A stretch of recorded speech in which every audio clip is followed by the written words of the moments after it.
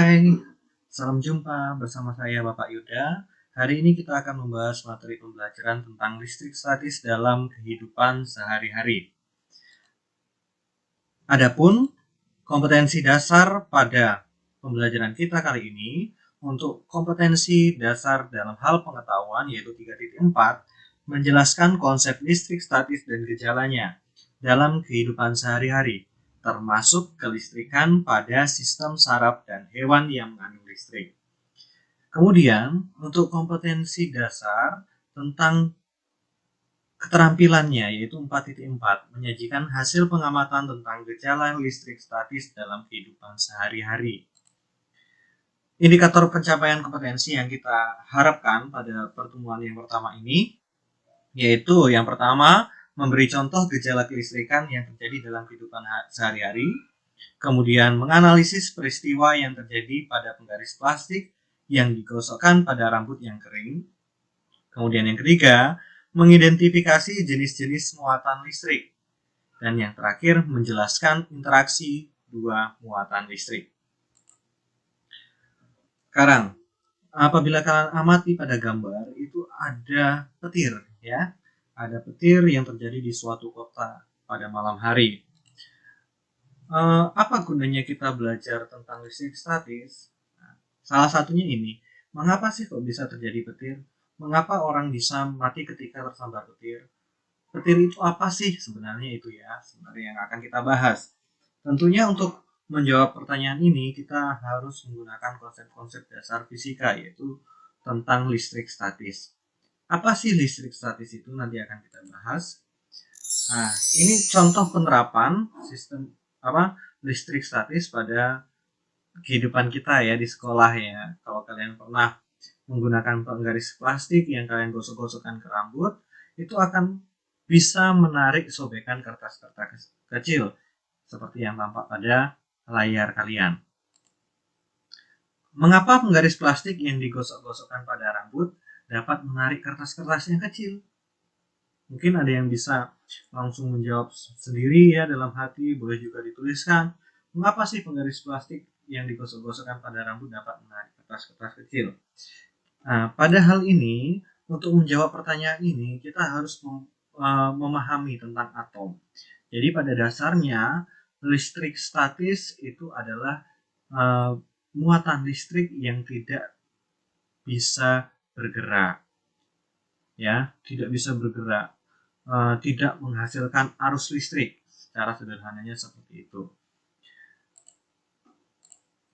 Yang pertama, untuk mempelajari materi listrik statis yang pertama, kita harus tahu atom. Atom itu apa? Atom ini adalah partikel terkecil, ya, atau susunan partikel terkecil yang terdapat pada suatu benda. Misalnya ini saya ibaratkan sebuah benda, saya beri nama zat.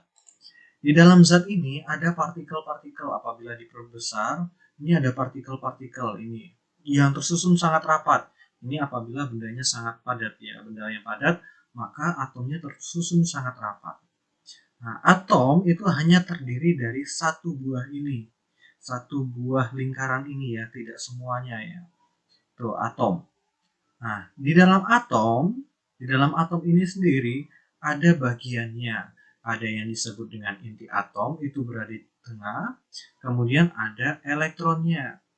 Elektron itu apa? Elektron itu adalah muatan listrik negatif, ya, muatan listrik negatif. Nah, kita ibaratkan atom ini seperti kacang atom, ya. Mungkin kalian pernah makan kacang atom. Kenapa dinamain kacang atom? Kalau kalian lihat, kalau kalian buka, ketika kalian makan kacang atom, itu di dalamnya ada intinya. Intinya apa? Kacang. Sementara dibalut dengan tepung berwarna putih yang digoreng. Ya. Nah, di dalam atom ini juga ada 3 bagian, yaitu proton. Di inti atom itu ada 2 bagian sendiri, yaitu proton dan neutron. Ini di dalam inti atom ya. Sedangkan yang mengelilingi inti atom ini kita sebut dengan elektron. Partikel penyusun atom itu ada 3. Yang pertama adalah proton yang bermuatan positif. Neutron itu tidak bermuatan, ya, tidak mengandung muatan. Sedangkan elektron itu bermuatan negatif. Nah, susunan partikel pada zat padat.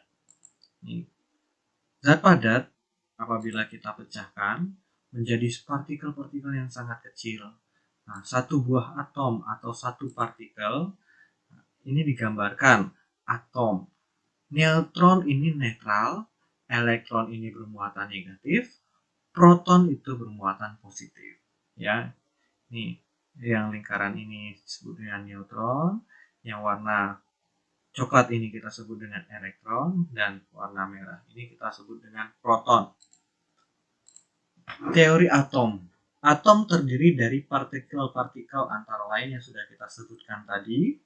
Kemudian proton dan neutron membentuk inti atom yang dikelilingi oleh elektron. Ini kesimpulan dari yang kita bahas tadi. Elektron dalam mengelilingi inti atom pada tingkat energi tertentu, semakin jauh dari inti energi, elektron akan semakin kecil. Ya. Jadi kalau dia mengelilingi inti atom, semakin jauh dari inti, maka energi yang terkandung dalam elektron itu akan semakin kecil. Atom netral itu jika atom dikatakan netral itu jika jumlah proton sama dengan jumlah elektron. Atom bermuatan positif jika atom kekurangan elektron. Elektronnya lebih sedikit daripada protonnya. Atom bermuatan negatif apabila kelebihan elektron atau elektronnya lebih banyak daripada proton. Nah, kenapa dalam bahasanya dikatakan kekurangan elektron dan kelebihan elektron? Karena yang hanya bisa berpindah ketika mengalami gosokan atau gesekan, elektron ini bisa berpindah jika kedua benda mengalami gesekan, di mana elektron akan berpindah menuju benda yang memiliki proton lebih banyak. Sehingga apabila benda yang elektronnya berpindah, maka benda itu akan kekurangan elektron. Jika benda kekurangan elektron, maka dia akan bermuatan positif. Sedangkan jika dia kelebihan elektron, dia akan bermuatan negatif.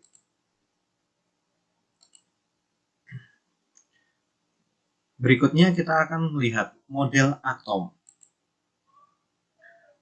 Model atom hidrogen yang pertama.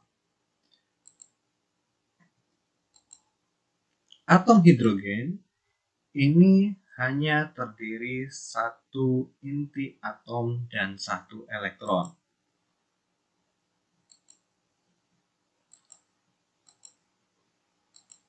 Selanjutnya, yang kedua adalah atom helium.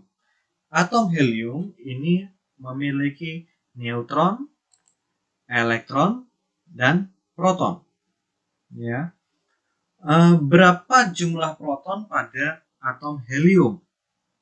Proton yang berwarna apa?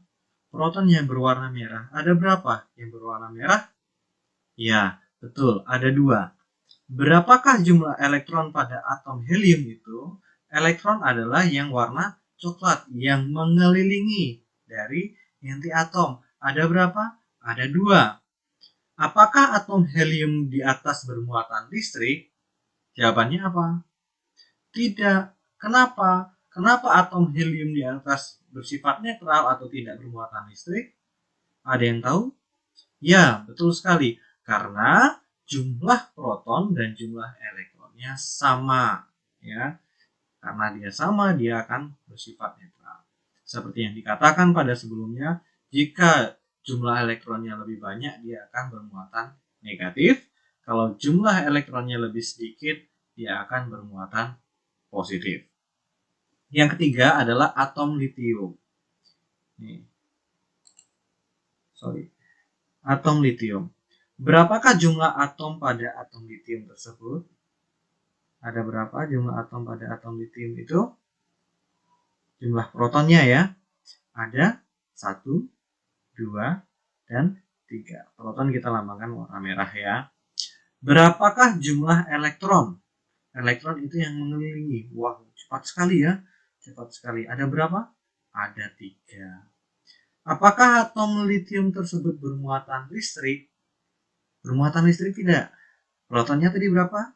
3. elektronnya berapa?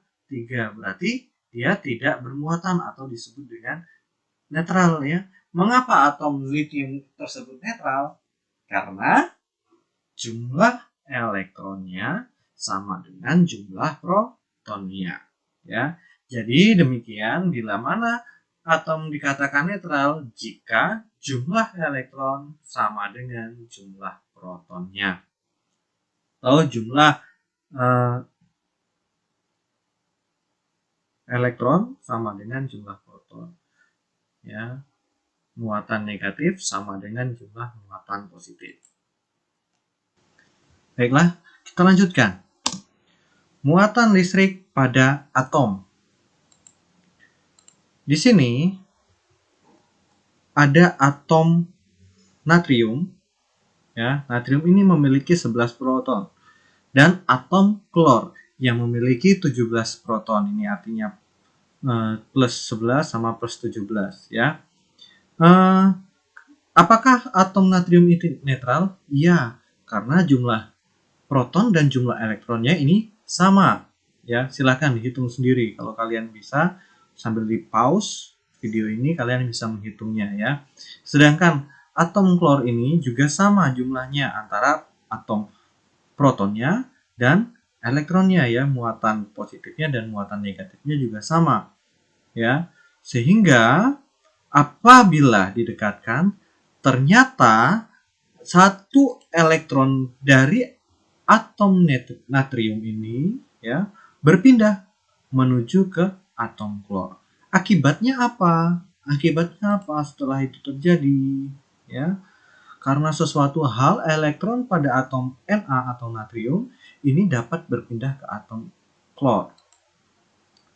Natrium akan kehilangan elektron, maka atom natrium ini akan menjadi bermuatan positif. Sedangkan klor ini akan kelebihan elektron sehingga bermuatan negatif. Gitu ya, apabila terjadi perpindahan elektron. Ingat, yang hanya bisa berpindah adalah elektron. Proton tidak bisa berpindah. Oke, saya lanjutkan. Kesimpulannya apa? Oke. Bila mana sebuah atom netral dapat menjadi bermuatan listrik? Kapan ya? Kapan sebuah atom netral dapat menjadi bermuatan listrik? Saat atom tersebut menerima elektron atau melepaskan elektron. Jika atom menerima elektron, maka atom tersebut dapat bermuatan ya. Bila atom melepaskan elektron juga bisa bermuatan. Kalau menerima elektron, dia akan bermuatan negatif. Kalau melepaskan elektron, dia akan bermuatan positif. Ada berapa jenis muatan listrik? Ada 2, yaitu muatan positif dan muatan negatif. Bila atom kehilangan elektron, maka atom tersebut akan kekurangan elektron dan menjadi bermuatan listrik jenis apa? Kalau kekurangan elektron, dia akan menjadi bermuatan positif.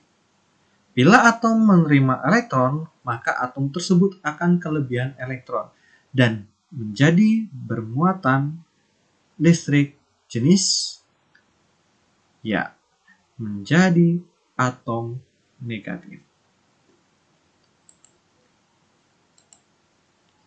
Muatan listrik pada benda.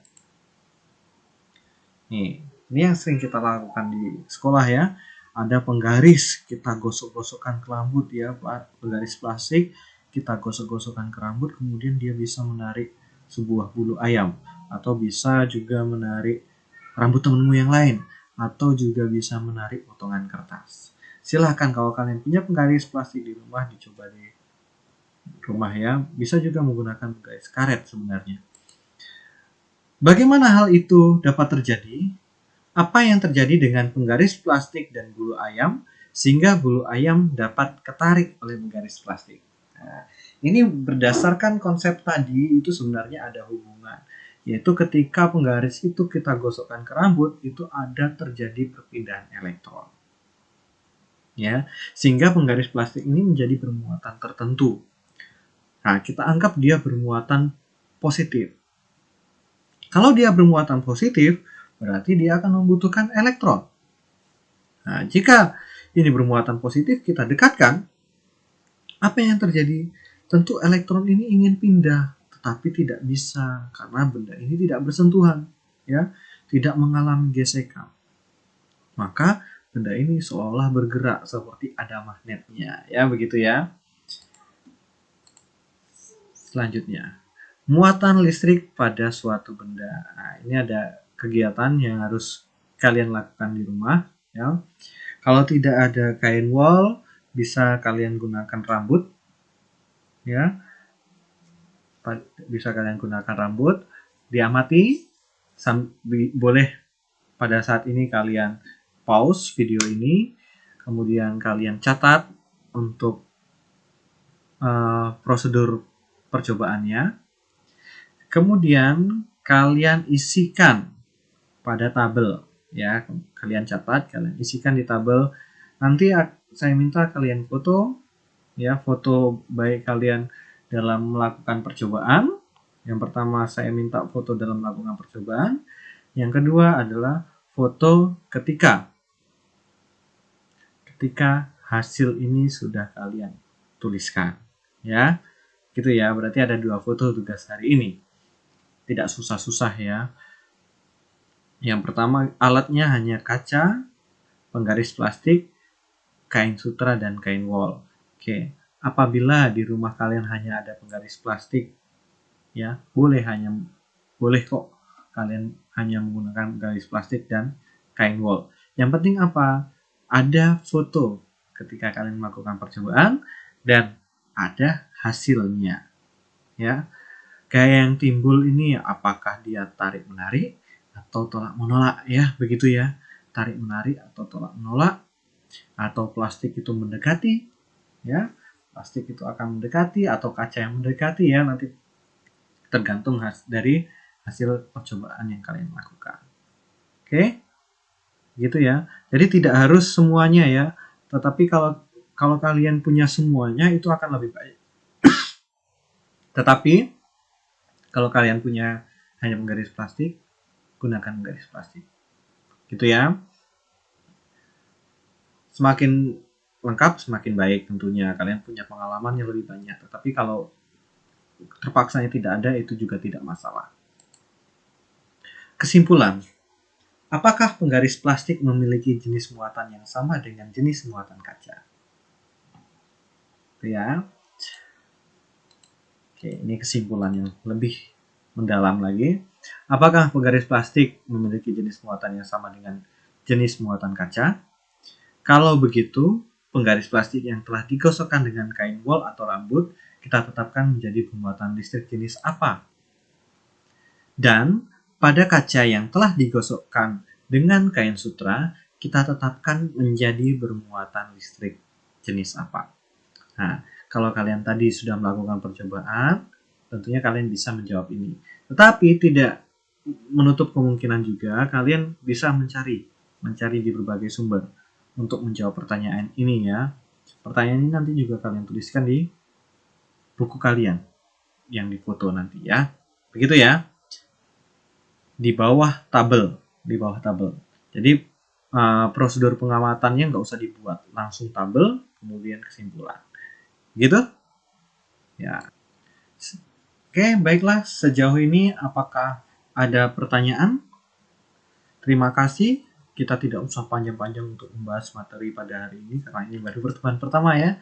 Nah, mudah-mudahan besok kalian semakin kuat, semakin sehat. Apabila kalian ada pertanyaan-pertanyaan, kalian bisa mencari saya lewat WA. Ini nomor saya cantumkan di sini. Boleh kalian tanya-tanya apapun itu tentang materi yang kita pelajari tentunya. Oke, sekian dari saya. Terima kasih. Belajar tanpa henti di tengah keterbatasan. Love to learn.